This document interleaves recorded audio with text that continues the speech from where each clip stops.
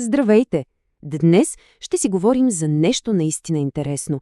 За една малко по-различна философия за успеха. Такава, която успява да обедини два свята, които на пръв поглед изглеждат напълно противоположни. Всичко това е вдъхновено от един разговор между предприемача Христо Попов и един учител по осъзнатост Пракаш Белвал. Хайде да видим как можем да постигаме много, но без да губим себе си по пътя. И ето го ключовия въпрос. Ако успехът не е някаква финална точка, не е дестинация, а посока. Само като си го зададем, целият поглед се променя, нали? Защото вместо да гоним някаква далечна, почти митична цел, може би истинската игра е просто да се движим в правилната посока, осъзнато, с намерение, всеки ден. Ето набързо през какво ще минем. Първо, ще си поговорим за успеха и цената, която често плащаме за него. След това ще разгледаме двата свята – на действието и на покоя.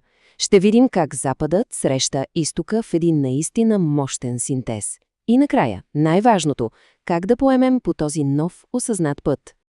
И така, първа точка – успехът и неговата цена. Защото старите модели изглежда вече не работят. И тук е проблемът, нали? Много от нас следват една добре позната пътека към успеха – кариера, резултати, амбиция. Обаче, какво се случва, когато стигнеш до върха? Често се оказва, че там е празно или че по пътя си изгубил нещо наистина важно. И точно тук се появява търсенето на нещо повече, на по-дълбок смисъл. Този нов подход е за хората, които усещат вече онези сигнали за бърнаут или пълно изтощение, за тези, които търсят мотивация, ама с повече дълбочина, за тези, които искат успех, но без онова усещане за празнота след това, за всеки, който чувства, че е изгубил посоката. В общи линии за всеки, който е готов за едно ново, осъзнато начало. Добре, преминаваме към втората част. Двата свята – на действието и на покоя.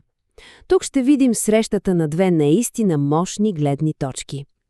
Защото в основата на цялата тази философия стоят две много различни, но и много интересни фигури. И ето го и контраста, представен съвсем ясно. Отляво е Христо Попов, който представя Запада. Говорим за предприемач с над 30 бизнеса, човек фокусиран върху действие, амбиция, резултати. Един истински стратег и визионер. Отдясно Пракаш Белвал, който идва от изтока. Йога учител от Хималаите, чийто фокус е изцяло навътре. Върху вътрешната работа, дисциплината, търсенето на смисъл. Пътеводител към осъзнатия живот. На пръв поглед тези два свята изглеждат абсолютно несъвместими, нали? Но ето тук идва обратът. Това е и нашата трета точка. Синтезът или как Западът среща изтока.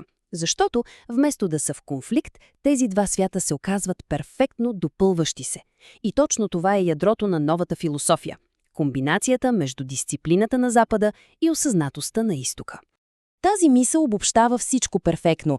Целта не е да изберем страна, а да построим мост. Значи не става въпрос да зарежем амбицията, за да медитираме по цял ден, нито пък обратното. Идеята е да използваме онази мощна енергия на действието, но да я захраним отвътре, с осъзнатост, с смисъл. И ето го първото ключово понятие, което се ражда от този синтез. Успех без празнота. Какво означава това? Това е да постигаш външни резултати, които са в пълна хармония с вътрешния мир и с личната цел. Това е състояние, в което победите носят истинско удовлетворение, а не просто изтощение, защото са свързани с това, кои сме ние отвътре. А ето и още едно важно понятие – лидерство с ценности.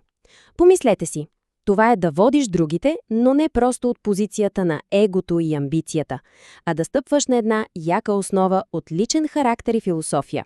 Когато един лидер действа от такава вътрешна яснота, той вдъхновява по коренно различен начин. Решенията му се водят от характер, а не просто от амбиция. Нека да обобщим ключовите принципи на този нов път. Първо, успехът не е случайност, а съзнателно пътуване. Второ, оказва се, че балансът между бизнеса и вътрешния мир е напълно възможен. Трето, и това е много важно, дисциплината е истинският двигател, не моментната мотивация. Четвърто, амбицията и егото не изчезват, а просто биват водени от характера. И пето, всяко личностно развитие всъщност започва отвътре. И с това стигаме до последната ни, четвърта точка. Новата посока или осъзнатият път. Тук вече става практично. Как всъщност да започнем всичко това от начало, но този път отвътре навън? И въпросът, който естествено изниква е: добре де, и как точно се започва тази смяна на посоката? Защото теорията звучи супер, но откъде да започнем? Отговорът е прост, но не и лесен. Промяната не е външна, а започва отвътре. Ето един осъзнат нов старт, сведен до 3 основни стъпки. Първо, разпознай. Просто да си признаем, да осъзнаем вътрешните сигнали, онова усещане за бърнаут, за липса на синхрон. Втората стъпка е преосмисли. Да спрем за малко и да прооценим личните си и кариерни цели, да ги подредим така, че да са в унисон с нашия вътрешен смисъл. И третата, може би най-важната стъпка – интегрирай, т.е. да комбинираме желязната дисциплина на действието с ежедневната практика на осъзнатост. И ще завършим с този цитат, който казва всичко. Над всичко днес бъди. Може би това е най-голямото предизвикателство, но и най-голямата награда в този нов път. Просто да бъдем. Тук, сега. Защото истинската посока не се определя от някакво далечно бъдеще, а от осъзнатостта, която влагаме точно в този момент. Само си представете, какво би се променило, ако това стане наш основен принцип.